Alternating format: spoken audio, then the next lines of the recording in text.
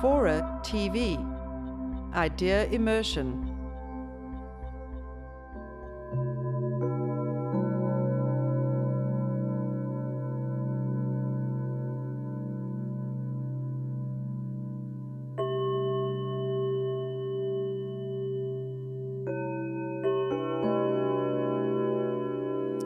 Good evening. I'm Stewart Brand from the Long Now Foundation. Brian Eno has been with Long Now from the start. He named it the Long Now Foundation. He gave the first talk in this series of seminars about long-term thinking. And he's a member of the board and is known as well as being one of the great contemporary musicians and composers and artists, a very, very comfortable and creative collaborator with other people. And so on sort of a trial basis tonight, we'll see what it's like to put a creator of music with a creator of games. Games for computers are really news that stays news. The first serious computer game was Space War, 44 years ago in 1962, written by a group of hackers at MIT, who was it Steve Russell mainly, along with Alan Kotek, Peter Sampson, and Dan Edwards. 10 years later, 1972, this was written in Rolling Stone. Space War was the illegitimate child of the mating of computers and graphic displays. Remember, back in '62, computation was something you sent off to the manufacturer. You sent the data away, and like color film, and then it came back days or weeks later. Hopefully usable, but not always. Space War was real time. It was the illegitimate child of mating of computers and graphic displays. It was part of no one's grand scheme. It served no grand theory. It was the enthusiasm of irresponsible youngsters. It was disreputably competitive. It was an administrative headache. It was merely delightful. Yet Space War, if anyone cared to notice, was a flawless crystal ball of things to come in computer science and computer use. It was intensely interactive in real time with the computer and encouraged new programming by the user. It bonded human and machine through a responsive broadband interface of live graphics display. It served primarily as a communication device between humans. It was a game. It functioned best on standalone equipment, which is a big deal in those days. It served human interest, not machine. A lot of the work being done then was trying to keep the machines interested, and games didn't care if the machines were interested or not. And mainly, it was delightful. I wrote that in 1972. 44 years later, computer games still lead the way, and Will Wright leads computer games. Please welcome Will Wright and Brian Eno.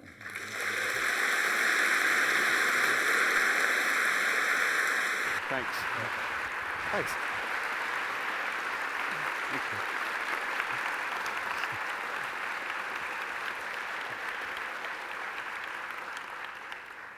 Thank you. Hi, everybody. Can you hear me? Yes. Test yours? Can you hear me? Yes. Thank you. Thank you all very much for coming. And the format tonight is slightly undecided, but essentially we're going to talk about games, generative music, and what those things do for us and what's different about them from things we've known in the past. And I'm actually the assistant here. This is really Will's talk. No, not really. I've been encouraging him to basically interrupt me at every stage, overcome his English reserve. Shut up. You're interrupting me. That's the spirit. We're going to talk and interrupt each other for about an hour, and then there'll be questions, which I think you know to write down on pieces of paper, which will be thrown away at the back of the room. Yes. And then Stewart will ask the questions he wants to ask us anyway. Now you know. Okay. And I have to say what an honor it is actually to share the stage with Brian, whose work has been just very inspirational to me for as long as I can remember. So thank you. I'm clapping you. Can I reciprocate that? Thank you. So I'm going to do some boring PowerPoint at the beginning of the talk, and I think Brian's going to score my boring PowerPoint with very interesting experimental music. You know, I actually just got back in town recently, a few days ago, and I was trying to remember what time the talk was, and so I went to the website for the Long Now Foundation and saw that the talk was Friday, June 26th, which, consulting my calendar, I found that those two things were incompatible. Which I found ironic for an organization whose sole charter is to chart the passage of time, you know. But when you're dealing with 10,000 years, a few days doesn't really make that much difference. Yeah, I mean, so I think we're missing half the audience that probably came here Friday. But I wanted to start just a little bit just by delving into compression a bit, because I think a lot of what we're going to talk about, this is underlying it. And I know that all of you find the idea of compression just fascinating. But really, it's the basis of a lot of really interesting systems. In fact, you know, what we know as science is really observing the natural world around us, you know, all the data that we can see and collect and observe, and trying to compress it into the simplest, most elegant rule sets possible. You know, in some sense, we even use that as a guidepost. You know, when Watson and Crick discovered the structure of DNA, they did it by building these models, and then when they tripped across the idea of the double helix, and it was so aesthetically pleasing to them, they just kind of knew it was right. And games really are just kind of the opposite process. We're trying to come up with very, very simple rules that we can decompress into these elaborate worlds. And I think the kind of work that Brian's doing as well kind of speaks to that, looking for very simple systems that can generate really interesting complexity. It's called laziness, really. Yeah. But yes, I suppose the thing that most impressed me, one of the musical things that most impressed me in my life, was a piece by a composer called Steve Wright, which is an extremely simple piece in terms of the inputs and the system. It's two loops of tape that run out of phase with each other and get progressively more out of phase, and thus generate a very complex piece of music. And I was so impressed that something so simple could create something so powerful. When did he do that? Was it that was 1964, I think, that piece. It was called It's Gonna Rain. And it's the amount of actual sonic material in the piece is 1.8 seconds long, but the piece is 30 minutes long or something like that. Oh, really? So what are the duration of the two pieces? Well, it's the same loop on two machines, 1.8 seconds long, and one machine runs slightly slower than the other. So gradually, the relationship between the two loops shifts. And in fact, that's been the basis of a lot of the music I've done since then. Music for airports, for example, was based on that idea. And a lot of the ambient music is based on this notion of, instead of trying to design a piece from the top down, which is what you normally think of as composition, you know, you have the whole piece in your mind and then you sort of build it all like an architect makes a building. This is more like a gardener. You have a seed and you plant it and you see what happens, you know. So when that seed comes out and it's not what you like or what you expect, then you go back and make a new seed and make a new seed? Yeah. So exactly. it's much more the process of discovery rather than composition or engineering. Yes, and you're sort of in the same position as an audience, actually, because you're listening to the music for the first time as well. So the music is generating itself anew for you, the listener, as well as for the audience. So it puts the composer in an interesting new relationship to the music, I think. Yeah, I mean, I think as a creator, it also puts a big challenge on you, because now you're in the process of exploring rather than engineering or sculpting. Yeah, so you have to care about your inputs and your systems a lot more. Since you aren't designing the whole thing, you're not specifying in detail the whole thing, you're making something that by definition is going to generate itself in a different way at different times. So yeah, we see that a lot with simulations, because we're always looking for very simple rule structures that we build into prototypes, and we just turn them on and see what happens. And then from there, we will start modifying them, and it's very much the process of surprise and discovery. And it's so nonlinear, it's so counterintuitive, that it's very difficult to kind of have an end result in mind as a target and then shoot for that. It's actually far more productive to just kind of experiment and let the results of those experiments kind of present opportunities to you. Yeah. You know, that, oh, that's really cool. You know, I never would in a million years have thought to go there, but these simple rules brought me there.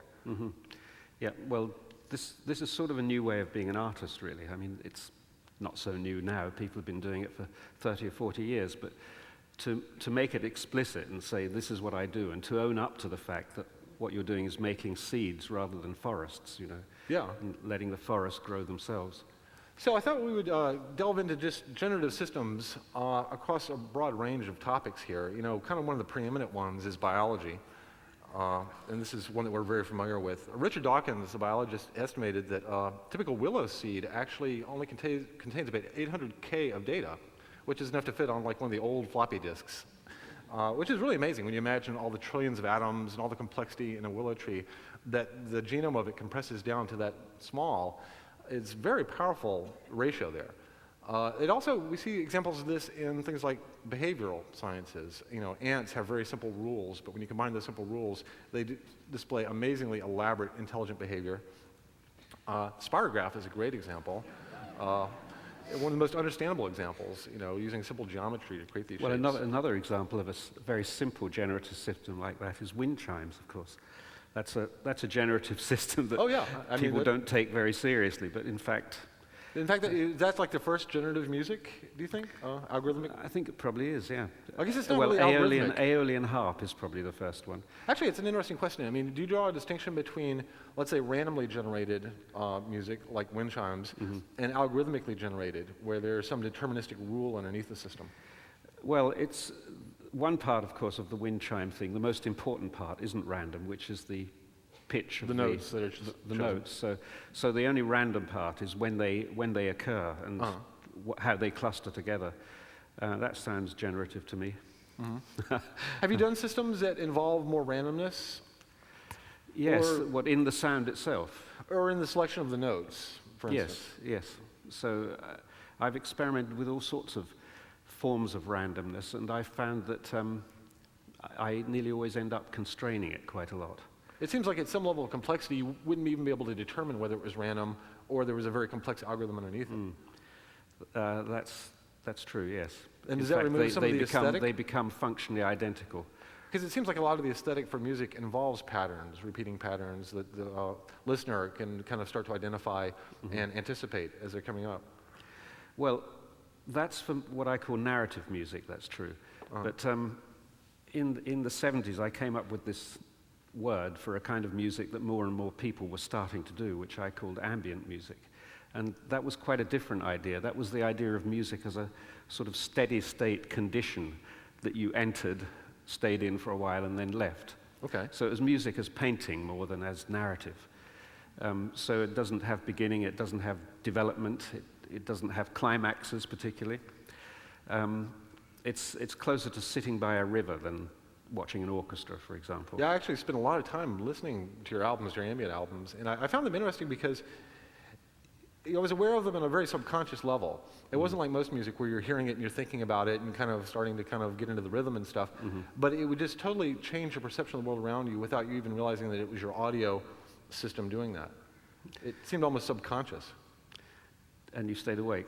Yeah, well, actually I used to do a lot of work to it, you know. The other music would just kind of like wear on me after a while, but the ambient stuff would get me into this trance-like state. In fact, it was interesting because it brought me into this relaxed trance-like state, but kept me awake. It somehow kept my brain active in an area that I wasn't even aware of. Yeah. Well, I think some of that music came out of trying to find something I could listen to while I was trying to work. Oh, really? Yeah. Okay. So you didn't like your other music? No, it's too. While you were working? Too attention grabbing. You know, it's designed to grab your attention. Exactly, and that part of the brain is what you want to apply to your creative work. Yeah. You know, and somehow it keeps that part of the brain fed. You better go on with that. We've got loads of slides to go. Sorry. All right, yeah, we do. We're never going to get to Spore otherwise. Yeah, fractals. I'm sure you've seen these. L systems.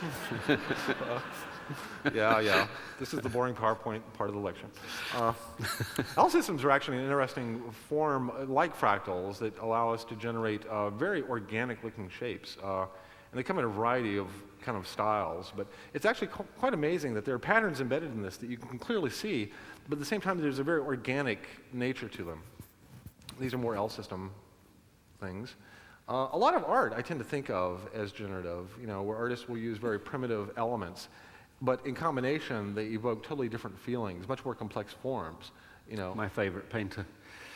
Kandinsky. Yeah. Even in design, we're starting to see more people use generative system. Christopher Alexander's work is very much about this, how he looks for patterns, rules, and grammars to apply to design.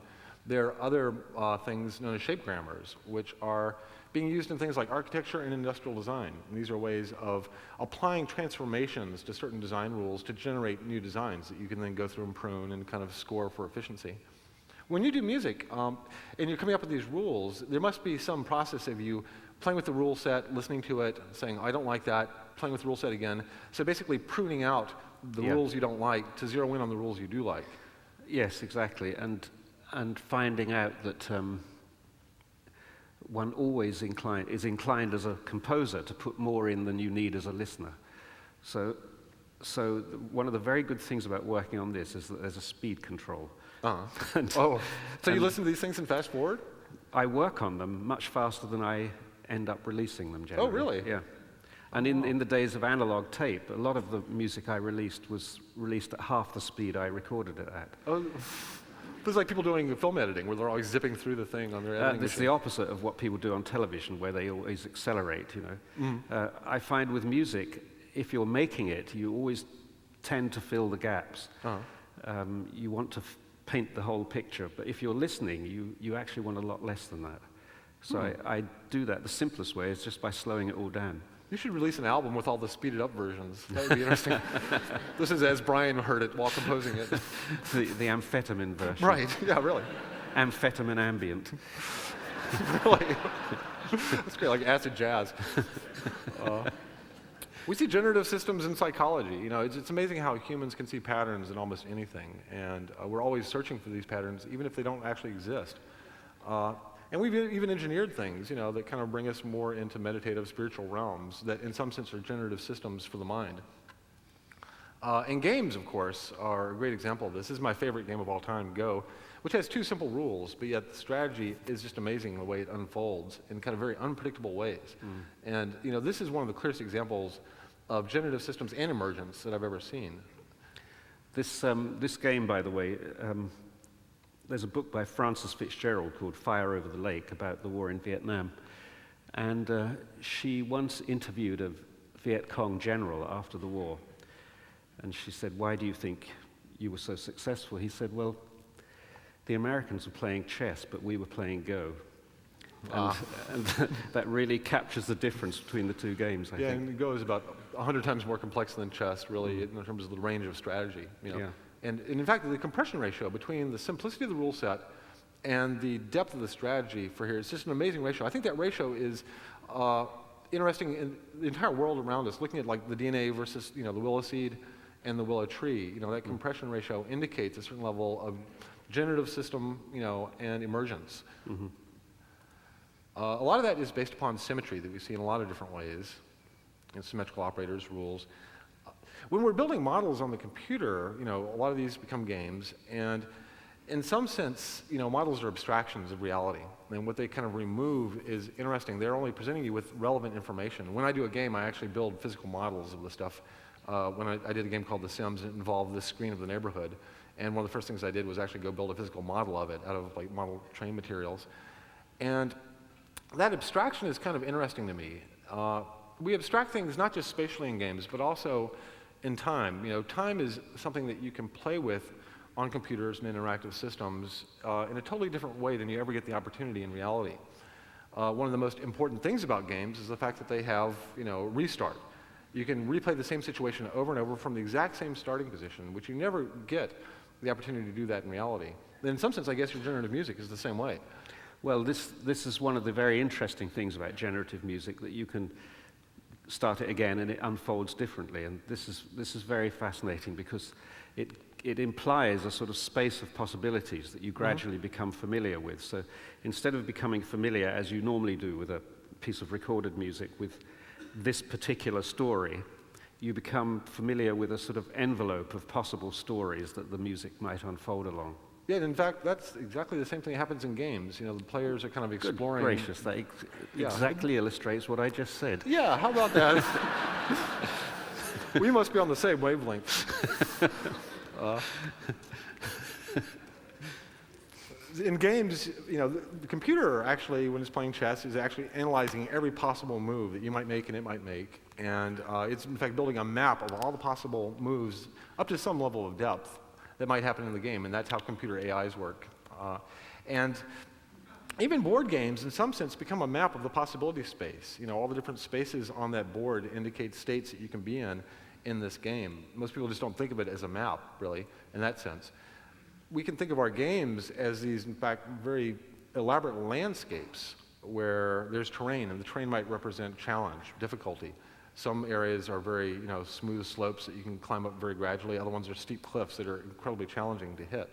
So there's, in some sense, a friction to the possibility space in an interactive experience. And I guess when you're working on music, there's a certain amount of probability that you might enter certain regions of that possibility space, certain regions being more probable than others. Yes, I remember one very funny thing that happened once. I used to use a particular generative piece for all of my sound and light installations for many, many years. And I must have listened to that piece for thousands of hours, unfolding in its various different ways. And I was setting up a show in Venice once with my assistant, and it was late at night, and we were setting up. The show was due to open the next day. And suddenly, the beginning of Tammy Wynette's Divorce came out. Dum, dum, dum, dum, dum, dum. Is that a pure chance? Pure chance, yes. The thing had suddenly clustered together to produce the first couple of bars of Divorce. And we were both very tired, and we looked up and just fell on the floor laughing. It was so... It never happened again. Well, you just didn't listen long enough. That's interesting because that kind of implies the vast space that music, occupies. The fact that it took that long just to hear one tune out of the thousands of tunes. One tune that I recognized after several thousand hours, yeah. And so that kind of implies that composers are finding this very small amount of listenable space within this vast, astronomically large sea of potential sounds. Yeah, and it's as whenever you think of a space like that, and you think of the possibilities that have been explored so far, you immediately start to think of all the ones that haven't been explored. Like if you think of the space of all possible seashells, and then you think of the number that have actually been explored, it's a very small part of that. Right, and there's a quality to that too. I mean, there's a quality rating, so most of the random compositions you can make probably sound awful, correct? And so you're looking for this region of quality sound.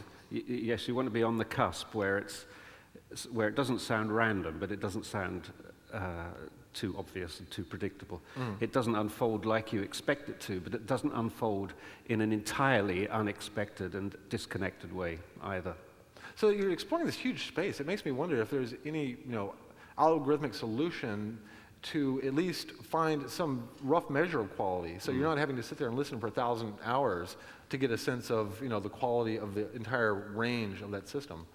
Well, that's a moving target, you see, because whenever you listen to a piece of music, you really are listening to the latest word in a conversation that you've been having ever since you started listening to music.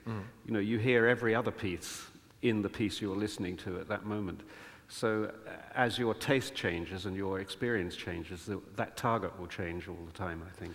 Could you imagine any sort of even just first-pass computational filter that would pre-listen to the music, analyze the structure, look for patterns, whatever, that would at least prune out the 90% that you obviously don't want to listen to and let you focus, your efforts on the 10% that has some promise? Would you like to work on that? Sure. I would love to. You just have to give me the algorithms. I'll get it coded right up for you. No, it's funnily enough, there's been a lot of research into that because, there are always people trying to figure out how you write a hit. Oh, I see. Yeah, formalizing something I wouldn't mind knowing the about. hit generator. Yes. So there's been all sorts of attempts to do that, but they've been astoundingly unsuccessful so far. Yeah, I can imagine how difficult Shatteringly unsuccessful. In fact, they're almost formulas for doing the opposite of. Oh, really? Yes. Oh, so they're maybe quite that would interesting work. in that respect, in that they're counterproductive. It sounds kind of like stock trading programs in the sense. Yes. You're hitting this moving target that in so many dimensions at once. But better get, sorry. Oh, yeah. So, I know I know Stewart Brand is going to PowerPoint. wrap us over the knuckles if we go So we over have these possibility spaces that players are navigating, and in some sense, as designers, we even think about we're engineering these possibility spaces in a very kind of abstract sense. In The Sims, we actually had two main dimensions that the player would kind of pursue as a goal state. One is material success, getting a larger house, a better career, et cetera, and one is social, getting a larger family, more friends. Really, we wanted the players to kind of balance the two factors, and that would lead to the highest level of success in the game. They could go for one or the other, and they would end up on a local maxima. In some sense, the game was very much like bowling. If you kind of went off to the side, you'd end up in a gutter, and you had to get it right down the middle to get the highest level of success in the game. This is actually a map that we made of several thousand players playing the game across those dimensions. And so we're actually able to formally capture, players' movement through these possibility spaces and start to analyze kind of where are players, coordinating, coming together, where are they fanning out and diverging, and learning a lot of interesting things about that. I think a lot of times with linear storytelling, that's what's happening as well. This is one of my favorite scenes from Indiana Jones at the beginning of the movie where he's running out of the temple with his treasure, and all these traps are going off. He almost falls into this pit, this giant bowl almost rolls over him. And as a viewer, I'm imagining every one of these things as a possible failure state. What would happen if the ball rolled over him? What if he fell in that pit? What if this trap got him? And so even though I'm seeing one path through that possibility space, my imagination is filling out all the possibilities that could have happened. And that is a lot of the drama, is me understanding the possibility space that surrounded him and the one particular path he took through it. And I think that's the element of a lot of drama. Oh, now we go to stuff. Stuff? Yeah, stuff. At this point, I think Brian is going to start playing us some music. There you All right. We thought we'd give a few examples of some generative systems here. And why don't you describe what you're playing? go. I will if I can get the volume right. I have to get this balance between where you can hear it and yet still hear us. So actually, all the pieces I should be playing today, I made today, because That's the power of generative systems, right? that is the power, yes. Because I have a new computer, which was supposed to have all the contents of my old computer. It was only when I arrived here that I discovered it had none of the contents of my old computer. We love computers. It just had the names of all the contents of my old computer. That's a very powerful feature, too. So rather than just recite the names to you, I made several new pieces of music. Yes, in programming terms, that's called dangling pointers. This piece was meant to go with, well, now we're getting on to the exciting stuff. So these are cellular automata, which probably a lot of you are familiar with. And the idea behind these is that they're very simple rule systems. And we run the rule, and it actually analyzes every cell in here. Each one of these cells looks at its neighbors, analyzes what's around it to determine its new state. And so it's the same rule applied to every cell, but because the number of neighbors is different, you get different patterns emerging. So I'm stepping through this very slowly. But we should perhaps give the audience some idea of what these rules are like. They say things like, if let me load Conway's. if three of your neighbors are alive, you're going to die, or you're going to survive in the next generation. If you've got only one neighbor alive, you'll die. If you have two neighbors alive, you'll persist, whatever. And that's the exact rule set that those Brian kinds of rules is probably the most well-known example of a cellular automata, and this is Conway's life. And that's his rule set, basically. If you have 3 or 4 neighbors, you survive. If you have exactly 4 neighbors, and this is going into every little cell and counting how many neighbors you have to determining whether a new cell is created or destroyed. And I just created one where I shouldn't have. But now, as we run these, I'm going to run it fast now, you start seeing these amazing patterns develop. And this is entirely deterministic. So from those very simple there's rules, only those 3 rules. And what's very, very interesting is if you make a tiny difference at the beginning, it can translate into a huge difference in the life cycle of the thing. So, if you start with a grid of 9 squares with 1 added to it, it'll last for 53 generations. If you add 1 more square to it, it'll last for 15,800 generations. And this pattern I'm showing here, every time I run and load it, it will generate the exact same result. And so all of the complexity you're seeing as it runs here is embedded in a couple of simple rules. And these are very interesting systems because there are so many different things that you can kind of generate with them. Different patterns, symmetry, some of them are very beautiful. And this is actually, we were playing with this a little bit earlier today, and we were noticing that certain pieces that Brian was composing went very well with certain rule sets. This one was actually. somewhat unpredictable as to which ones went well together. But it's actually two generative systems basically kind of playing off each other, having never even met. I'm reluctant to play this too loud, though, because I think it's a bit disturbing to have... I know. Oh, that's lovely, isn't it? Now I'm actually pulling back on this pattern. This is way zoomed out, and as we zoom in closer and closer, you're seeing different patterns at different scales here, which is interesting. So what you have to think about is, suppose you had to make this as a film, what we're seeing here. It would be very complicated. That's a lot of information if you had to specify it as a visual phenomenon like that. But what actually has happened is that there's this tiny little set of rules and this landscape for them to work in. And the set of rules is, well, it's typically like a 2K document or something like that. And you get all that richness. So this is really the power of generative systems, that you make seeds rather than forests. And these are very much the type of thing where you have no idea what it's going to look like when you build the rules. You turn it on, and it's always just a total surprise. These were actually developed way back in, I think, the 40s by von Neumann, before you really even had fast digital computers to run them on. And another interesting thing about these is how fragile they are. So because this one, for instance, if we go back to the starting position, you can see it's just two simple cells. As we start running the pattern, it starts expanding, but it's totally symmetrical, bilaterally symmetrical here. And as we run it, it maintains that symmetry through its entire life. But if I pause it just for an instant and add one cell somewhere where it shouldn't be, and then run it, it will end up breaking the symmetry. So now we've broken the symmetry just by putting one cell in the wrong spot. So these things are very complex, but also very fragile in some sense. They're very dependent on their initial conditions as well. So, so what they start out with totally determines their life. It's actually a very sort of sad view of human possibilities, really. Yeah. How fragile it all is. And how nothing can change much. It's terribly sad, really. Well, you see that in biology a lot, actually. The genetic structure is such that only the viable organisms will survive, and so every one of your ancestors had to survive to reproduce. And a lot of times there are whole regions of evolution that are cut off to us because we have to jump across this chasm of unfitness. Yes, I sometimes wonder about my ancestors on that score, though.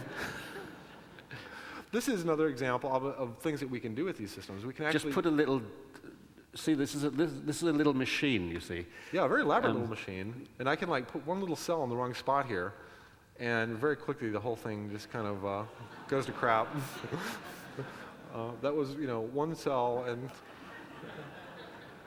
and now the whole cycle's broken. These guys are going off forever in that direction. We can actually use these things for doing simulation. In fact, a lot of our games are built upon cellular automata at a very simple level to simulate, what seem to be very complex things. SimCity, which is one of the games worked on many years ago, in fact, is underlaid by just a set of very simple cellular automata like this. They have very simple rules for things like crime and traffic and pollution.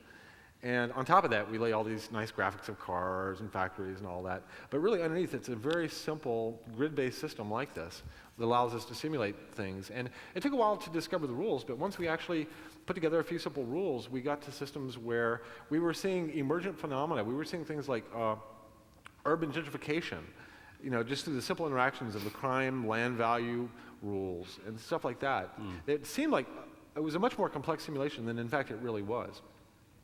Let's go to another little example here. This one is a little more visual in some sense.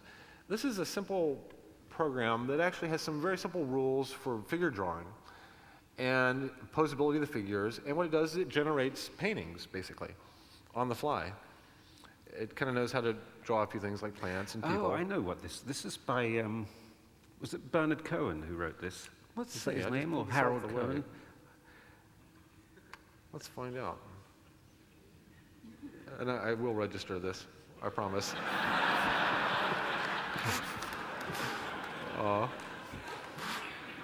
Let's find out. No, it's Kurzweil. Yeah. It's from Kurzweil. But every time you run this, basically it generates a new painting.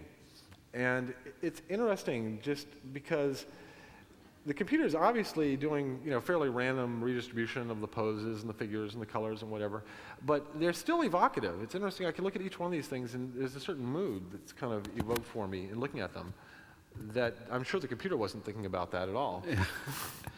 But this is one of the other interesting things about generative systems. They depend a lot on the observer as well. So one of the things a lot of my work counts on is the idea that if you put something onto a CD, people will tend to think it's probably music. Is that a function of the cost of the CD, or? But it's funny. It's like if you put something in a frame and hang it in an art gallery, people will think it's a painting, and they'll reserve a special kind of attention for that, which they don't give to computer screens or to their shoes or whatever. So I think something that I'm very aware of is that people tend to connect things together in their brains. I mean, a lot of my work involves using light and sound together, and I never synchronize them, but people always think that they're synchronized. In what ways do you use light? Like light shows, or? Oh, that's a big, long story. I don't think we should go there, actually. Oh, now I have to know. Well, if we get time later, but that takes a long time. Okay. I don't want to. I want to get to Spore, basically. Okay. Well, well, we can do that right now, and then we can get your long story. That looks like Julie Christie. Maybe it is. Okay, let's switch screens over to this computer in audio, if we can. So I'm going to show you a game that I'm working on right now that relies very heavily on generative systems, and it's called Spore. The rough idea was inspired by The Powers of Ten, which was a book and movie done by Charles Ray Eames, actually done earlier by a Dutch schoolteacher named Kees Bokke, called Cosmic View. But I'm sure you've seen this, either the film or the movie, where you have a guy laying in a park and it zooms down to the cellular level, atomic level, all the way down to the quarks, and then it pulls all the way back up to the planet, the sun, the galaxy. And I always thought it was a very unique perspective, and it was kind of missing the dynamics. I always wanted to see the dynamics on different scales. So that was part of the inspiration behind Spore. Another part of it was I wanted the players to be able to create most of the game. So almost every piece of content in the game is creatable by the players. I'm just going to show you a few bits and pieces of it here. The game actually occurs across multiple scales, from cellular to kind of evolution creature, up to a tribe, city, civilization, and then in space. In fact, you're actually kind of developing, evolving civilization from a single microbe. Every level of the game also has an associated editor where the player is, in fact, actively creating the content. I want to show you kind of an example of what that looks like, because a lot of the underlying elements of the game involve the players having very powerful editors. So this is our creature editor in the game, and so it's a very simple kind of skeletal system here where I can drag out things, I can inflate them with the mouse. We want it to be extremely open-ended for the player.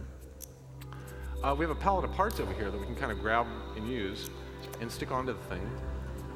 Very clay-like, everything I can basically kind of sculpt like clay. Different types of parts. These are feet. As I start putting parts on, the creature starts coming to life. I can kind of morph and scale these things. Now let's give the thing a mouth here. Let's see. All these parts have handles. I might scale this up a little bit narrower. There we go. And maybe give it some eyes.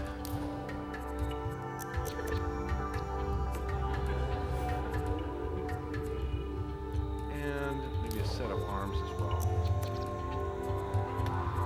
And graspers. Now, the interesting thing about this is that no matter what the player designs, the computer has to figure out how this thing would behave. So here, in a few clicks, in about 2 minutes, I've created, a fully 3D character. Next up is actually coloring the thing. Now, this is all generative as well. So basically, we have simple rules for how the computer should paint this thing. So we basically select a color, and then each one of these spheres here represents a different algorithm. It puts a different pattern on the creature. So we can go for stripes, spots, scales.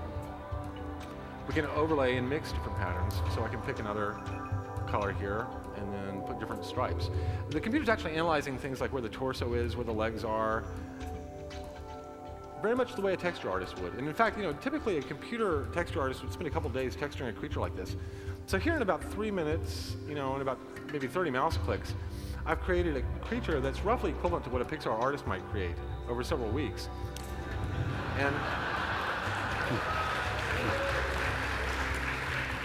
And now the computer actually analyzes what we've made and brings it to life. So in fact, this is the way this thing would move. And so no two creatures will actually kind of move or behave the same way in this game. So, can I just interrupt a minute? Certainly. You see the way you see the way it's heaving up and down there. Yeah, that's its breathing. Right. So is the computer told in every case to say what would this thing do when it breathes? Does it always do that sort of thing? It always makes a decision about. Yeah, everything it does, the computer's making some decision, and sometimes it's abstracting out elements of the creature. Maybe its mass and weight and size. The way it moves is very based upon how long the legs are, how many feet.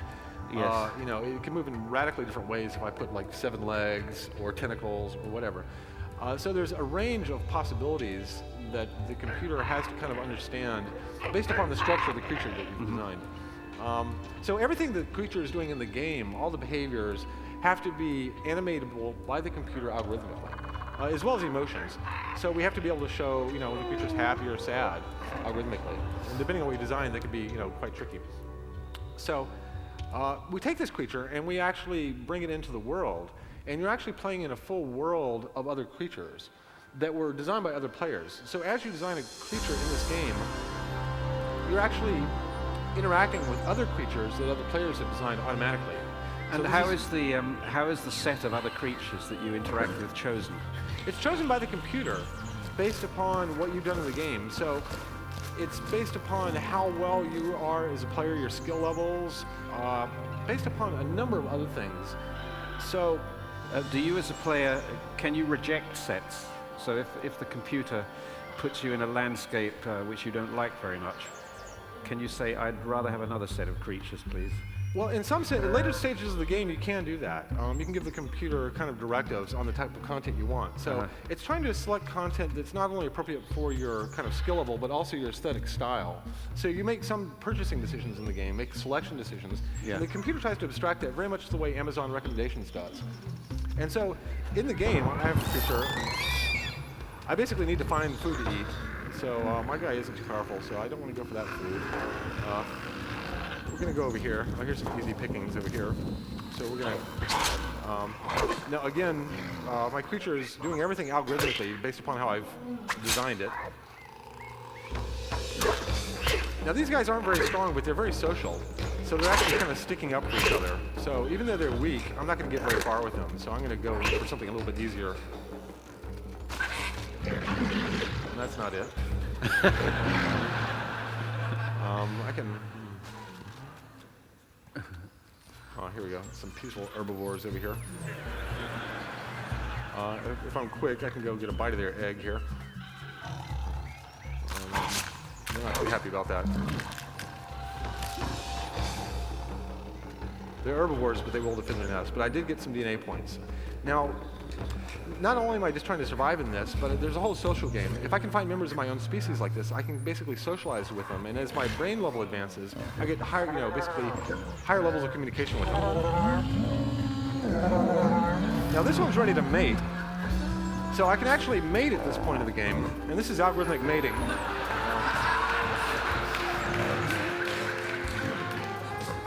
That would be banned in several states, won't it? Yeah.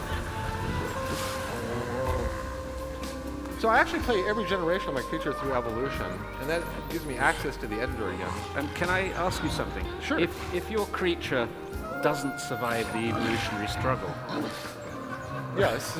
What happens? Basically, you like the restart thing that I showed you earlier. Oh, I have to defend my eggs here. Hang on one second. Get out of here. I have to defend these long enough. Basically, if you died in this stage of the game, you would fall back one generation to your last egg and get an opportunity to redesign your creature for the next generation. So this is the creature I had. Now, I might decide I want to make this creature faster. So what I'm actually doing is playing every version of my creature, every generation of it through evolution. So I'm going to take off these feet, put on something a little bit faster. And this is how I actually increase the performance of my creature over time. And do you pay extra, as it were, for these, yeah, for high performance features?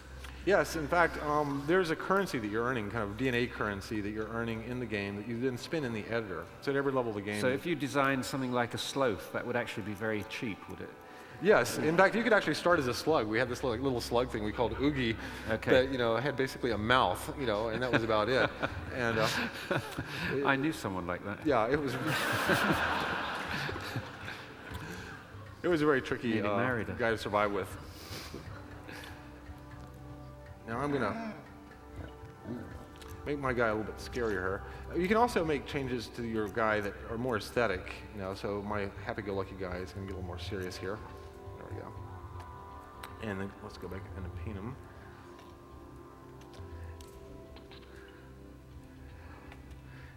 Can you also modify the behavioral characteristics, or does the computer deduce those from what you've done physically? In the editor, you're designing the physical characteristics of your creature. Once you get into the game, you're actually designing its behavioral characteristics by the way you play it. So if I play my creature as very social, then it will start to reflect that in the game by how often I socialize with my other creatures. They might become more of a herd mentality and work together like the small creatures we were at before. So here I've redesigned my creature, but as we come back into the game, we actually don't start with the full size, we start with a baby. So this is the babyfied version of the adult that I've just designed. We run actually a little simple neonatal algorithm, and so you see the head is exaggerated and a few other things. And so the social game, I can actually click on these guys and have them socialize, play together. And as I do that, I kind of earn, this is like playing the friendship game in The Sims, and these guys will then start to follow me and mimic what I do. So here we're playing together, and now at this point, the guy will become my friend. I get the little friend thing. And now he'll roughly follow me around.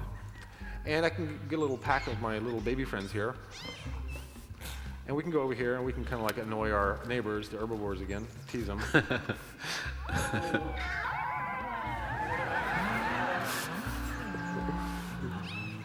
Well, those guys are a lot bigger than we are, but we're pretty fast. Yeah, they're getting annoyed now. But they will definitely get us. But I'm going to skip ahead here a little bit. Now, I'm going to skip a lot of intermediate levels of the game. Eventually, you develop intelligence, and you start controlling an entire tribe of these guys and control their technical advancements. You can get them things like fire, spears, etc. You can design things like their hut. Again, every level of the game, you're dealing with things that the player is creating. And using generative techniques underlying that. That's what makes it possible for, in 20 clicks, the player to create something, is that we've made so much of it algorithmic on the computer side. So that gives the player a huge amount of creative leverage. The computer becomes a creative amplifier to the player. Eventually, you start building entire cities, and you can design buildings in the cities. Eventually, vehicles as the civilizations start interacting with each other. And I'm going to skip way ahead here. This is going to be the same planet that we were on, the same creatures, but this is basically at the end of the civilization phase. And so at the end, what? The end of the civilization phase. So these creatures have, advanced all the way through, tribal, city, and civ, and now they're at a high level of technological advancement. You can get a sense of some of their cities. All these buildings were designed by the player in the editor. The cities that you're competing with were designed by other players in the editor and downloaded to your computer automatically to basically fill out your world, as well as the vehicles, etc. here. So here's our home city. Now at this point of the game, we can click on it and we can go to the next stage of the game, where we're actually entering the spacefaring side of the game. Now the UFOs that we have here are like anything else, as an editor, the player can create them. And this is our civilization that we were playing as evolution earlier, now basically entering the space age. And so they're having a little launch thing going on here.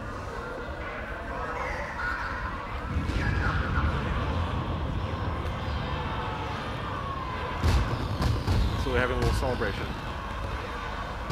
Now at this point in the game, I'm actually kind of controlling this UFO and flying around the planet. This is the planet that we evolved on. We've been playing the entire game on this planet up to this point. You can get a sense of some of the other styles of buildings. This is some of the other cities that I basically built during the civilization phase of the game. game. Now, at this point in the game, one of the things I might want to start doing is going out and terraforming and colonizing other worlds. One of the things I might want to do is collect biological samples on my world. I can do this with this abduction beam that allows me to kind of go in. We're using real scientific principles here. So as we suck these things up into our UFO, they go into the cargo hold, and we can use them. One thing we found that was kind of interesting is that we could use the abduction beam to throw things really far. We managed to get some of these guys into orbit, but now also for the first time we can like pull all the way out and see the entire planet that we've been playing on. So, and these planets are generated as well. So using very simple rules, we're able to generate entire planetary systems. So as we pull back here, we can see that we've in fact got kind of a very slight ring around our planet, our own planet here. As we keep pulling back, we go out to the interstellar view, the interplanetary view. So here's our home solar system that we evolved in. These are other planets. This one I can tell has some type of life on it. So we're going to fly over to this planet. Pull down the surface. Again, these planets are all generated algorithmically, and we're hoping to have a vast variety of these planet styles in the game. This one's a bit more kind of fantastical and imaginative than the first planet we started on. So we might want to take our creature when we pick up on our home planet and start introducing them to this.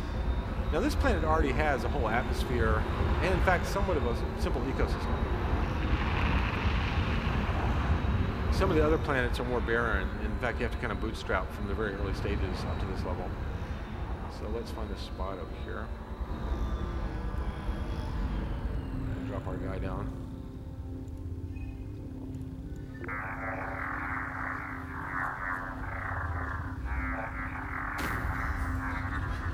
There we go. They get a little stunned when they get dropped.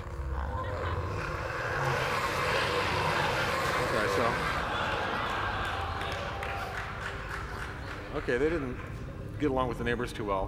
One of the things we can do is we can scan these guys with our scanning tool.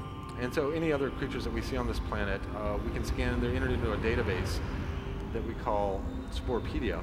And now that database we can access. And Sporepedia basically is a record of all the content that we've come across in the game. So in some sense, this is kind of a collection game. There's a card that's built for every piece of content. So this is our home star, the planets around it. I click on that, and I get a little planet. This is our home planet. This is the planet that we're currently visiting right here. If I click on that, these are the species that I've scanned on this planet. Each one has ratings, etc. And so we can use that to kind of keep track of the stuff that we've come across in the game. Is progress in the game always hierarchical in the sense that you start at one level and you proceed up the echelons? Or could somebody, for instance, come up with a virus that actually had a planetary impact? So somebody specializes at the lowest level and doesn't decide to evolve into a larger creature. Oh, well, you can stay at different levels, but the idea that we would be simulating viruses at the same time that we're simulating the entire planet is basically kind of unmanageable, from a computational point of view. So at every level of the game, we're abstracting out the levels below and above. And we're actually running very low-res simulations when you're not there at different scales. But when you go back there, we have to regenerate the content. And so a lot of this is us kind of propping up the illusion of thousands and millions of things all running at the same time, but we're really doing it with abstraction and regeneration. So to give you a little bit better example of that, as we pull back from this, now at some point I can upgrade my UFO, and eventually I earn the ability to pull all the way out from our home solar system to the interstellar view. So this is a region of interstellar space around our home system with other stars. We have a lot of other things that you might see in the Hubble telescope, things like black holes, nebula, etc. We can fly to each one of these. And these are, in many cases, worlds created by the computer. In other cases, they're worlds created by other players. So if we zoom into one of these worlds here, one of these new solar systems, we now see a different set of planets here. And so this one close to the sun is a very hot, rocky planet. This one, it would be a big terraforming challenge. We can pull down, like the last planet was a very imaginative, kind of almost Disney-like planet. This is, in fact, a much more realistic planet. This is very much like the early Earth was about 4 billion years ago. Kind of a hot, volcanic world here. Pull down to the surface. we can bring up the sound a little bit. Yeah. Some of these worlds, as you're exploring them, you'll come across things. And so there might be alien artifacts or things that you can kind of scan into your UFO. So there's a whole kind of aspect of exploring this vast world. And the fact that we can generate an infinity of these worlds kind of means that you never run out of things to explore. A lot of these planets are going to be entire civilizations that other players have created that are brought down to your computer's copies. And so as you play the game, it's keeping track of not just the creatures that you've designed, but in the entire planets, because you can sculpt entire planets once you get to this level with the UFO. So here's another world. Let's go over. This has actually got civilization on it. And this world is orbiting this gas giant. It's actually kind of a moon around this gas giant here. And this was created by another player, but it's asynchronous. In other words, the other player is not online right now. What happened is the computers observed the way the other player played this. They might have played this as a very peaceful race, or trading people, or explorers. And the computer tries to stay fairly consistent with the way that player has basically programmed their behavior. So we're going to go up and meet them. Do your impacts on that planet register on it permanently? I mean, will they be there for the player when that player returns to it? Well, see, one of the points of this is that we want every player to be able to be a hero in their own universe. And so I want to be able to do whatever I want to do on this planet without ruining that player's experience. So this is why it's asynchronous, and this is why I'm playing with a copy. But at the same time, the other player is going to get a report of how many people came in and trashed his world or made alliances with it or whatever. So you get reports back from what we call the metaverse, which is all the parallel universes that people are playing this game in. So these guys are kind of wondering why we're here. You know, at this point, I might try maybe firing some fireworks. Okay, they like that. We'll keep impressing them. Now, the relationships I can develop with these other races go a number of different ways. We could end up being trading partners. We can end up, forming an alliance or a federation. Well, in this case, they decided to worship us. So, as gods. How tiring. Yeah. So we might pick one of them up and bring them with us. Oh, okay. So they didn't like that. That's how we treat. Yeah, that was bad. Okay. That's how we treat fans. But I have weapons somewhere here. Oh, here we go. Yes. So I can shoot back at least. I have to take out their planetary. So I basically inadvertently sparked a interplanetary war here.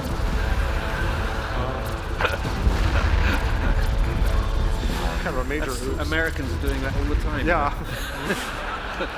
That's about right. Just keep your hands to yourself. No comment there. Okay, I've basically taken out their defenses, and so now I can do whatever I want with them. But at this point, I should probably run. Just blow them up. Yeah, it was an accident.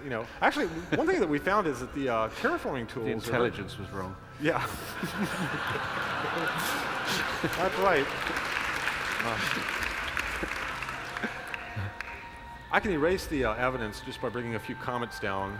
This is actually terraforming tools that we use for bringing oceans to a planet.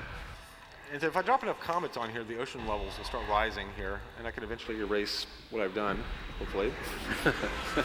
So this is the global warming fast forward version. You can pretty much recreate. So here we are. Okay, that should do it. All right. Now, as we pull, now we don't know if this is the, the homeworld of this species or just a colony. Okay, so they're upset.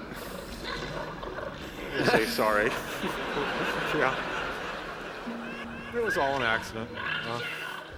As we pull away from this, we're getting another message on our comm screen. Oh, okay, so we just started a war, and in fact, that was just one of their colonies. So now we have to head home to defend our homeworld. But so this region of space we're looking at here represents several thousand stars, that the player can explore. Many of which are player generated, many of which are computer generated. But even this represents just a very small fraction of the entire world that the player can actually play in. We're actually dealing with several million worlds that are all unique. And the only way that can actually happen is the fact that the world is continually, this galaxy is continually being created by the collective efforts of a million players as they play. And underneath all of that is the power of these generative systems and, giving the players that kind of amplification, through these editors, that those generative systems provide. But, so that's the Spore demo. Fantastic. Thanks. Well, I think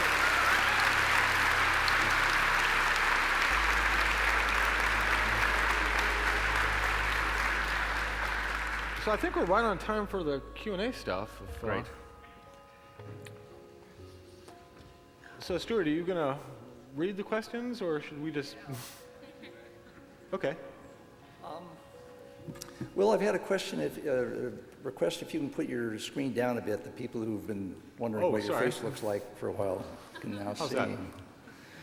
Here's a question from, looks like Bart Balaki. Where are you? Here, okay. Do either of you have any comments on how we should think about intellectual property and authorship in a world of generative design? That's a very interesting question, which, as you can imagine, I've thought about a fair amount. I've just released a new thing which is called 77 Million Paintings by Brian Eno. It's a generative work. 77 million? 77 million, yeah. Oh, okay. And it's a piece of software. And there was a lot of discussion about how we would protect the results of this. So I decided finally to put a sign on it which says any of these pictures are available for use, actually. All 77 million? All 77 million. And then it says, but would you please give me a credit? Because there's absolutely no way of protecting them. And anyway, I would never know if anybody used them, because I'm never going to see more than 200,000 of them in my life, so. That's a lot, 200,000. Yeah, well, it's probably an exaggeration. I mean, with us, we have the issue that we're building these systems that players then use to build content themselves, and infrequently other players will take that content and use it to make something else. Yeah. You know, we had, like in the last version of The Sims, a machinima tool to where players could make movies. Frequently, they would download other players' creations, their characters or houses, to make the movies. And so we have so many different layers of authorship that at some point it gets just horrendously complex. Yeah, well, it's been like that in music now for 15 or 20 years. You know, I mean, of course, the record that I made in this city, actually, My Life in the Bush of Ghosts, is a very good example of a complex authorship problem. Because on that record, I used other recordings. It was unusual then to do that, but I used other recordings as my lead vocalist, preachers or and you had to contact all those people and get permission? And well, at that time, of course, we didn't do that kind of thing because nobody knew there was going to be any money in it. It sounded so weird at the time. Yeah. So I did apply for permission, and in fact, when the record was mastered and ready to go, one of those permissions was refused, and we had to junk all the records we'd made and all the covers and put another track on in its place. We had to do that 3 times, actually. One interesting side effect of this whole thing that I found is that it puts us, in terms of commercial companies producing stuff, in a position to where there's certain things we cannot do, but our fans can do, because they're not doing it for commercial gain, and they're basically under the radar doing grassroots stuff. So they can build content and grab stuff and collect it and make these kind of remix things, and then put them on their websites that we could never put on our website. So in some sense, it gives the fan communities a whole reason to exist, because they're kind of under the radar of this legal issue. Actually, we just have another interesting example of this going at the moment. So My Life in the Bush of Ghosts has just been re-released, and the record company, with that usual flash of brilliance that record companies show when you re-release a record, said, let's put some remixes on it, as though nobody had ever thought of that ever before. And of course, it always happens, and they want you to put sort of 6 horrible, dodgy remixes on your wonderful record. So David Byrne had a much better idea.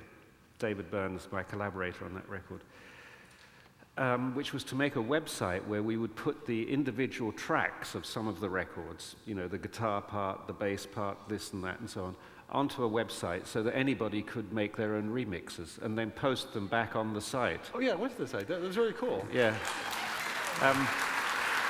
Actually, I've got some, if you want to hear them later. They're really very good, the remixes that people have done. They're amazing, some of them. Yeah, cue them up. What's the URL on that, Brian? Where do people find that online? It's called bushofghosts.com, bush-of-ghosts.com. Okay. And it's fascinating what people have done. And what's very interesting, of course, they all have weird names like Blastex P and lobotomy, and you have no idea who anybody is. There's just this stuff flowing into the site, and visitors to the site rate it. So there's a chart in there, you know, which things people like best and so on. I found that fascinating when people started using The Sims to tell stories and make movies and stuff. It was the first time that as a creator, I thought that the fans were entertaining me just as much as I was entertaining them. Yes, yes. I wondered seriously about the idea of making a whole record like that. Not actually making the record, but just putting the parts up. Oh, that's a fascinating idea. Saying to the rest of the world, here's some interesting bits. Try sticking them together for me. Okay, here's a related question, pair of questions actually, the same question from two different people. Dan Ancona and A. Mark Love, you guys out there? Okay, the first version is there are a lot of really interesting political assumptions embedded in the simple rules that drive SimCity. Would you ever consider open sourcing a version of it so we could play with those assumptions? And then the second question is, Spore makes a lot of political assumptions about the basic evolution of civilization, it seems. What do you think about a game where you can model various generative politics, maybe play with fascism or anarchism or you name it? Okay. That's a brilliant idea, by the way, I have to say. Yeah, that would certainly be, let me go to the first question about SimCity, is that we have looked at giving the players more access to the rule structures underneath. In fact, we did a simulation called SimHealth, which I know it sounds terribly exciting, but it was a model of the national health care system where the players could actually get under the hood and adjust the rules and assumptions.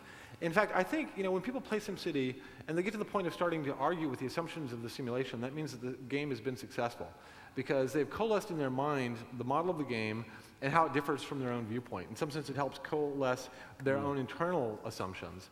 And when they can start arguing with it, that feels to me like a really good result of the game.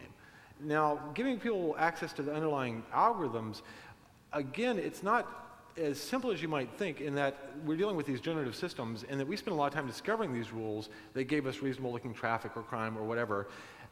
So it would more be the process of giving them access to the very underlying generative structures and letting them discover other rules. So that's something that would be a very different thing than a game. In terms of open sourcing it, we have done that with some of our really old stuff, and we've seen interesting results, especially like in college programs when people are reprogramming like Sims objects and things like that. So yes, I think I'm very open to the idea. It's probably harder than it sounds for most people.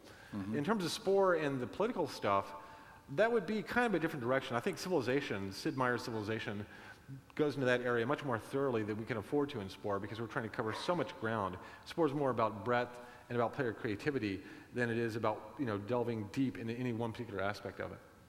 Well, here's a related question by Ed Bateman. Allowing that all creativity may be in some form derivative, Brian, as you've said, art is about art. Is the creativity inspired by games more akin to fan fiction? In the way to what? To fan fiction. Fans of Star Trek making their own Star Trek films, things like this.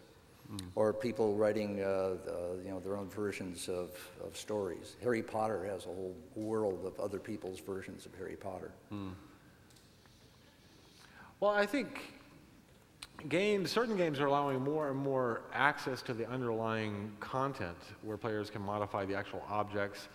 And in some sense, in fact, it is kind of interesting because we're starting to see games not just used as entertainment or education, but as tools of self-expression. As I said before, players are making stories and even movies with The Sims. You know, originally these were very simple little stories about superheroes, but later they got very deep, very elaborate stories, you know, about their, you know, autobiographical experiences, very heartfelt things. And it was interesting to me that something that starts out as a piece of entertainment eventually becomes a tool for people, you know, and I think kind of what you're talking about in your website, you know, people are probably drawn to that because it feels like, you know, music, I'm going to listen to these pieces. At some point they start playing with them, sticking them together like Legos, and then they start realizing creative aspirations. Well, there's a couple of questions here, Will, on are you aware of sort of SimCity being used by real urban planners? Are you aware of things that behaviors that people have developed in Sims that they then go out and try in real life? Oh, no, I hope not. you know, one of the things that we've discovered, and you know this very well, is the fact that we thought back in the 60s when computers came out that we could simulate the world if we just had enough data and we had, you know, elaborate enough algorithms. But later we discovered this thing called chaos theory, which says that, you know, basically interesting systems are inherently unpredictable. And we have very severe limits on the predictability of things like weather and social systems and economies. And for that reason, a model like SimCity, no matter how elaborate you make it, no matter what type of supercomputer you run it on, has fairly limited predictivity value. They're actually much better as descriptive models or educational models. So I know a lot of planners have used SimCity to introduce other planners to GIS systems, geographic information systems. Just the idea of, you know, basically digital access to the content that they were normally dealing with on paper. And it also allows people to kind of get some sense of the underlying dynamics of a city in a very simplistic caricature fashion. But we've seen people go the other way, where they take aspects of their real life, their real city, and then model them in things like The Sims or in SimCity. One of the things that we have a lot of girl players for The Sims. In fact, over half the players are female. And one of the things I hear so often is like 15-year-old girls that put themselves in the game and their boyfriends and simulate their interactions, and they go tell their boyfriend what happened, what their sim boyfriend did to them. And I think it's more to hear his reaction to the fact that he was flirting with this person over here or whatever. But in some sense, they treat it kind of almost as a voodoo doll or a spreadsheet, you know, for life. You know? But I tend to think of it more as it's a scaffolding for their imagination. These are things they might imagine anyway, but the game just becomes a scaffolding for it. Here's a question from Ken Pontak. Where are you? Up there somewhere. How come I never have enough time? What? How come I never have enough simple, time, direct question. Brian? I thought that was you talking. Well, then. me too, and probably everybody here. And one of the issues is playing with time. You're doing it with music, and in some ways taking people into a timeless place with at least the ambient music, a non-narrative, non-beginning, middle, end, non-time event. But these games, Will, that you're designing and others are designing, seem to compress time.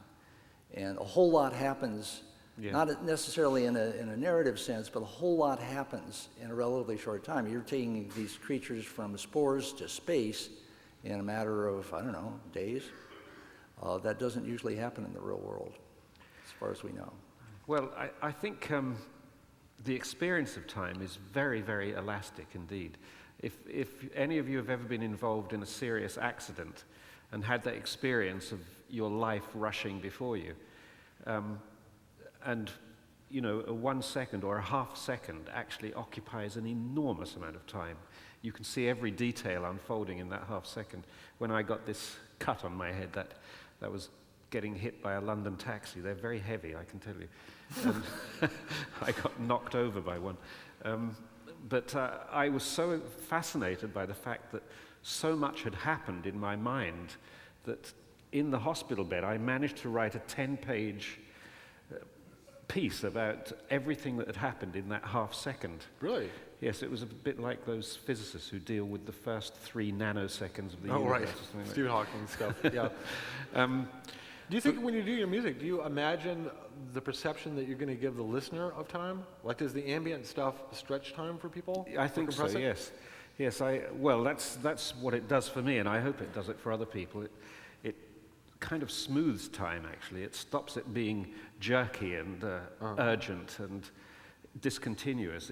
It's like a regulator. For a while, it smooths it and makes it into a continuous thing, just for a bit. I tend to think of, you know, games and even storytelling as almost technologies for us dealing with time, because basically our perceptions are embedded in the time stream. We never have the opportunity to go back in the past, but through things like storytelling, you know, if I come out of the cave and a tiger almost eats me, I can go back and tell you. And you never experienced that, but the next time you leave the cave, you're going to look out for that tiger. You know, basically, I have taken this experience out of time, displaced it into you, and so you had that experience. Yes. And in games, you know, players can restart a level, try new options, explore that possibility space. And so these are, you know, tools that we also use our imagination for all the time as we're building models and, you know, kind of running scenarios in our head of us dealing with the simple fact that we are embedded in the time stream and we do not have mobility through it. But, you know, in the type of stuff you do, I think you do have almost a throttle in some sense. You know, I think you're kind of throttling the flow of time for the listener. Yes, and of course, if you you do that with rhythm, no end. You know, you do it by subdividing rhythm and by missing out beats where they ought to be. That really increases the experience of time, I think. So it's like you're punctuating time. Yes, you create a grid and then you don't observe it. You miss certain parts out of the grid, and that gives a very funny feeling of a huge hole. It's like that feeling when one of your teeth breaks. You feel this enormous hole in your mouth just because you're so familiar with what should be there. You can do that with rhythm, I think, as well. And so it's the blank space that really defines it. Yeah, there. That's what reggae is all about, actually. Reggae is about creating great big holes where you expect there to be beats. Oh, really? Brian, why don't you cue up one of those pieces that have come on your website? Well, I ask another question, because I know you can all do these things at once. From Kevin Kelly, how have these generative systems changed your sense of long-term thinking? That's a question for both of you. Oh, sorry, was that a question? How have these generative systems changed your sense of long-term thinking? Us males aren't very good at multitasking, you know. Putting a CD on completely occupies all of my brain.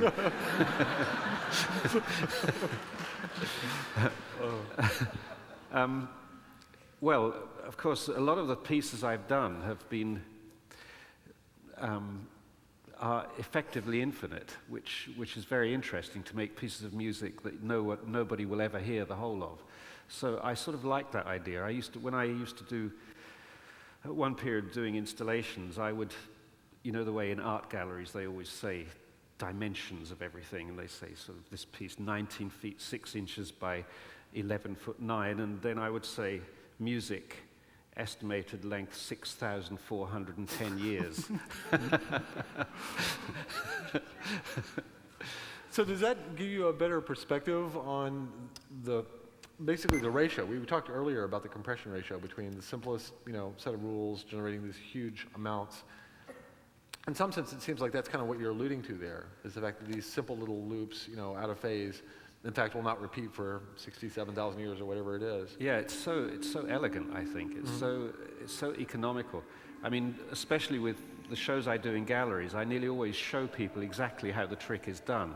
There's normally 6 or 10 CD players, each one playing its own CD, and the CDs aren't synchronized.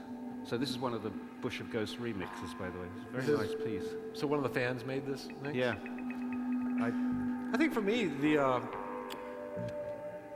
as I've played with these generative systems and tried to simulate more and more aspects of the world, I see the world around me now as both simpler and more complex than I originally thought. I originally thought of it as being underlied by these fairly complex rules, that had some kind of finite space to them. Now I actually see the world as being built out of these incredibly simple little things interacting that are actually driving a much higher level of complexity than I really thought. Yes, exactly. So the rules are simpler, but the outcomes are much, much more florid than one had ever imagined. Right, and it's not a straightforward transposition from these simple rules to that outcome. In fact, it's a very magical, very counterintuitive thing. That was the thing that most attracted me about life, that one of those cellular automata. I remember when I lived in San Francisco in 1980, they had a very primitive version of life on a computer at the Exploratorium. Oh, I remember that, yeah. Oh, God, I used to go there every day. I used to fight people off it. All these annoying children would come and want to play on it. They had it running in hardware. They'd actually built a hardware machine, so it wasn't even being run in software. So it was like extremely fast for life at that time. It was fantastic, and I got to know this thing so well that I eventually was appointed as an explainer. Oh. A kind of honorary You must explainer. work there if you know so much about it. Because I didn't want to get off it. But what fascinated me was the counterintuitive nature of it. Because if you're an artist, you sort of flatter yourself with this idea that you know your intuition, you work with your intuition. And here was a situation where your intuition was absolutely useless at making predictions. Yeah, and there was that disconnect between these simple things to, oh my this God, very simple situation. You would think with something as simple as that, surely predictions would be very easy. Yeah, did that actually spark your interest in generative music? Yeah, that was part of it, yes. So that tied in with the Steve Wright experience and some of the things Terry Riley had done. there were various things going on in music, but they hadn't really consolidated into an idea. But I think life was what really sort of clicked it for me. And do you feel like the visual example of life as having these simple rules and leading to these elaborate things, do you think that's the same rough kind of thing that you see when you're dealing with generative music? I mean, that kind of unpredictability that you see in life? Yes, I mean, the great thrill is to put together something that is much more beautiful than you could have imagined. Mm-hmm. You know, you start out another working day, sit there, have a cup of tea, stick a few things together, try some rules, and suddenly something beautiful comes out. Just like a discovery. Yeah, you know, that's how it feels like fantastic. to me. It feels more like discovery than it feels like creation. Yes, exactly. Yeah, that's how right. about destruction? I got a question here for you cellular automatons. It's interesting that both of you have locked so totally into that, because it is such the sort of founding of the generative thinking for a lot of people. This question is from Bob Kopak. Do you think Katrina or the tsunami in Sumatra were caused by one-pixel mistakes? By which mistakes? One-pixel mistakes. Well, the cellular automata of life. Yeah, this was the sort of butterfly effect theory, wasn't it? You know, this was the idea of chaos theory, that, you know, a tiny piece of behavior in some part of the universe would eventually compound into something huge in another part. But that's what restart is for, is when that happens. Yes, exactly. I think that actually brings up an interesting point, because there is a big difference between weather and climate. Mm-hmm. You know, so chaos theory does operate at the level of weather, where small perturbations in the atmosphere can possibly create a storm system. But in terms of climatic changes, which, you know, as the oceans get warmer or sea levels rise, those over statistical periods of time are probably much more stable and much less random than we might think. So the probability of bad hurricanes occurring is most certainly going to go up over time if the ocean's warm. That's a certainty, really. Mm-hmm. But the fundamentalist chaos theoreticians would say, yeah, but climate only got that way because some butterfly many millions of years ago flapped its wings. I don't personally believe this, or yeah, I think climate is a much more predictable thought, thing, you know, and it's underlaid by very elaborate but yet almost glacial processes, you know, with a lot of inertia to them. Mm-hmm. That I think that a hurricane could possibly be created by some small local perturbation, but in terms of climate, in terms of the frequency of really bad hurricanes occurring over the next 10 years, that is most certainly probably a long-term trend, you know, based upon very deep cycles of the carbon cycle and things of that nature. I did a game a while back, Sim Earth, which is actually simulating a lot of these cycles, and it was actually interesting how many of them were related across disciplines. So you had certain people over here studying the weather, other people studying geology, other people studying the ocean, but all these things are tightly interconnected, and we're just now starting to realize how interconnected they are. Yeah. A couple of specific questions for each of you. One from Brian Good for Brian Eno. Did you utilize generative systems when producing U2 albums? In some ways, I do use generative systems, in that I sometimes come up with sets of rules for people. So if there's a sort of creative impasse, of course, if things are going fine, you don't need rules. Things are going fine, but very often, you know, things hit a wall and nobody quite knows what to do. And when you don't quite know what to do, what you normally do is fall back on your habits. So I often think of ways of breaking habits, like getting people to switch instruments, for instance, or getting people only to use a small part of the range of their instrument, you know, play the guitar only on those top frets, or getting into role-playing. For example, when I was working with Bowie on one record we did, I wrote some sort of scenarios for clubs of the future for the year 2015. So I invented this club on the outskirts of Tripoli, and invented a kind of music that they played. I described the kind of music that was played there. It was sort of a sort of post-techno African rye or something like that. And then invented the kinds of instruments that they would have and what sort of personalities the players had. So it was like a role-playing game, actually, but the result of it was music. So we tried to occupy those roles, and imagine that our instruments were those instruments and try to get them to make the kind of sounds those instruments would make. So those kinds of things are, I think, very, very useful, even if they don't specifically produce pieces of music that you use, though they sometimes do. What they really do is break habits and sort of open you up to new ways of listening and doing things. I work more and more that way with musicians these days, try to just think of new ways of starting to think about making music. So it's kind of like you're stuck on a creative local maxima, and you want to knock yourself off that maxima through some strange process to maybe get to another maxima. Yes, and try to find another one, exactly, yes.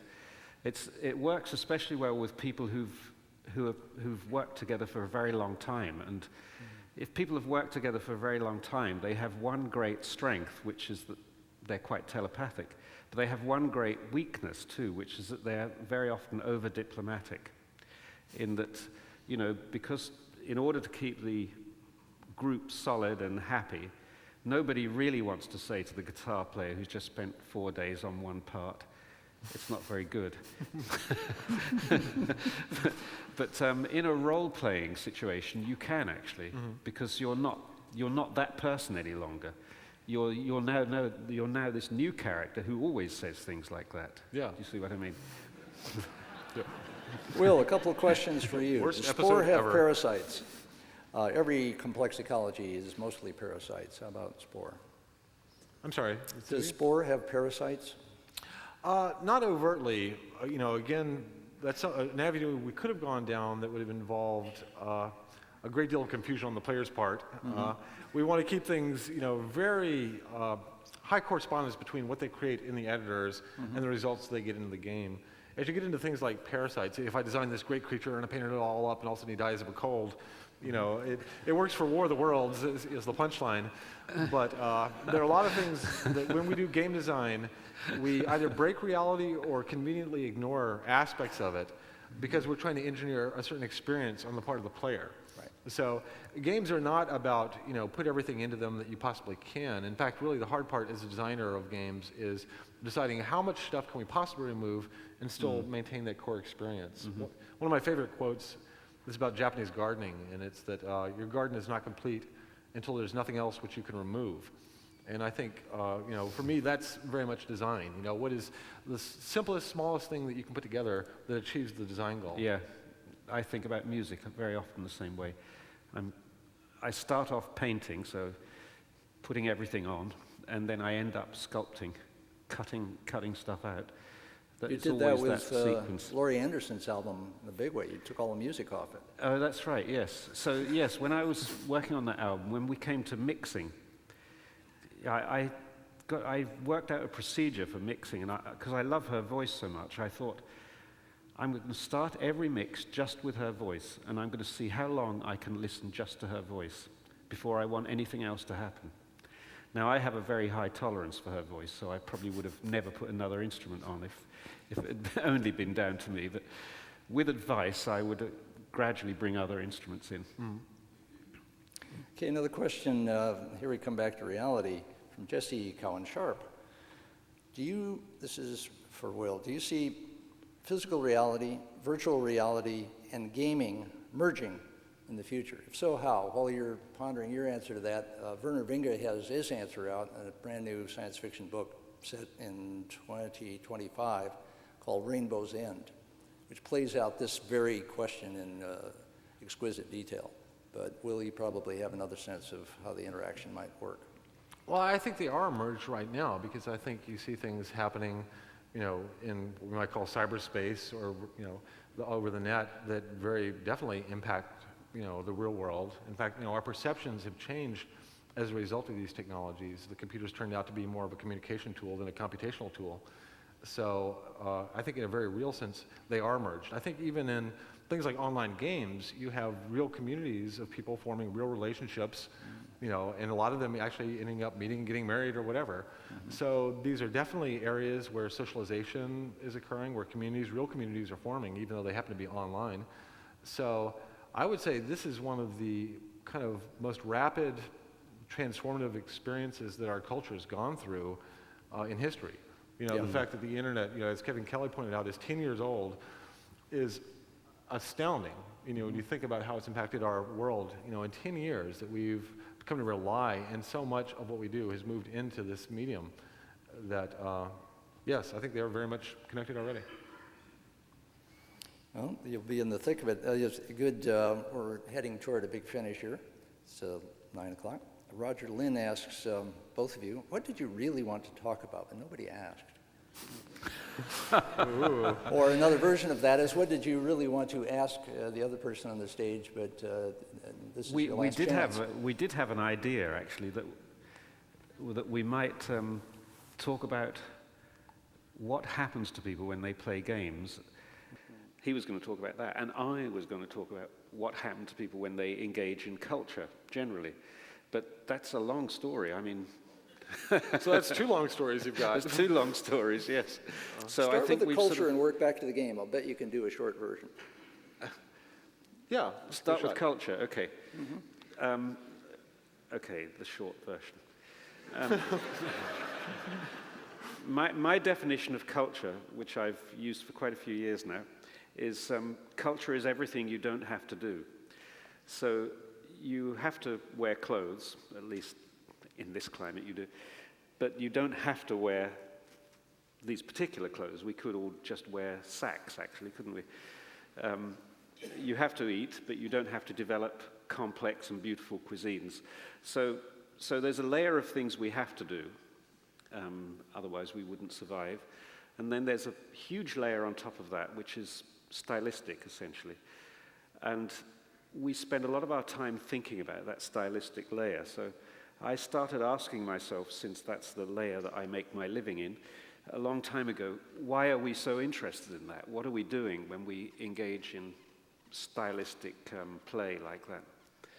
And I think it's to cut very quickly to the end of this 1-hour explanation, I think what's really going on is that we are engaging in some kind of simulation activity. So when we look at stylistic things, we're very sensitive to what's different in one hairstyle, for example, than another. And we're very sensitive to what those differences imply to us. He's got a rather feminine hairstyle. He looks really gay. He looks very masculine.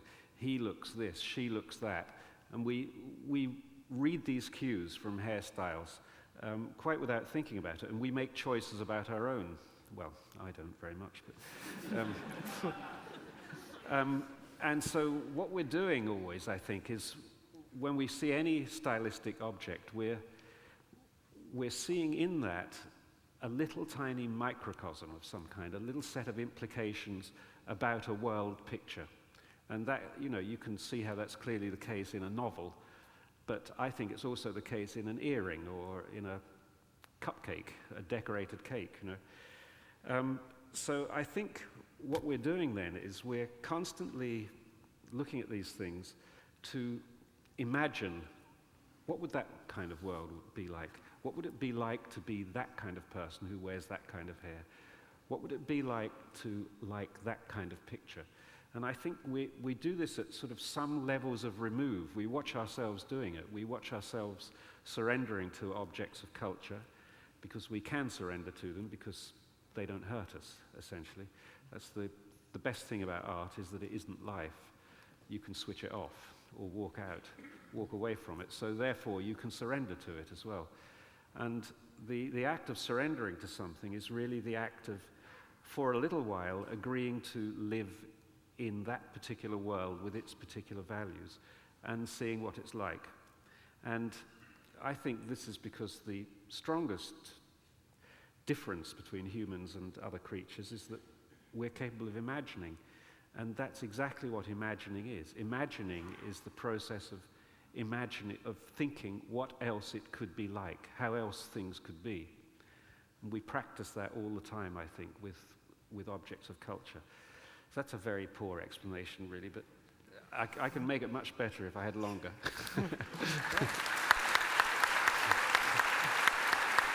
Oh, that was excellent. And what was the other question? This is dueling intellectuals. Where does that connect with games, both of you? Well, actually, I think of games in play in actually a quite a bit of overlap with your answer in that I see these as tools that we use for, first of all, perceiving the world and building models in our head. In fact, when we do these computer models, those aren't the real models we're building. The real models we're building are in the player's head. The computer game is just a compiler for that mental model in the player. And we have this ability as humans to build these fairly elaborate models in our imagination.